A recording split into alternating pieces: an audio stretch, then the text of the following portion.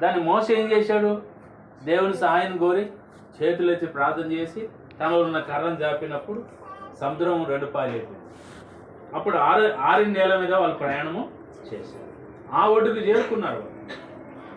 చేరుకున్నటువంటి వాళ్ళు అబ్బా మేము ఒడ్డుకు పడ్డం, ఇక సరిపోయింది, మా జీవితం మంచిగా ఉంటుంది ఇప్పుడు అని అనుకున్నారా? మళ్ళీ ఏదో అడ్డు వచ్చింది, ఎరుక గోడలు అడ్డు వచ్చింది. అవునా కదా? ఎరుక గోడలను కూడా వాళ్ళు ఏం చేయాల్సి వచ్చింది? జయించవలసి వచ్చింది. ఎరుక గోడలు కూడా వాళ్ళు కూల్చవలసి వచ్చింది. ఎట్లా కూల్చారు వాళ్ళు? గడపర తీసుకుని వచ్చి మాకు బలం ఉన్నదని చూపెట్టుకున్నారా? మరి ఏం చేశారు?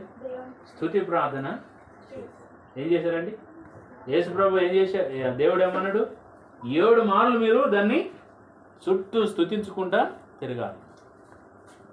7వ రోజున బలమైన కోట గోడలన్నీ కూలిపోతాయని చెప్పి స్తుతి ప్రార్థన ఏం చేస్తుందంటే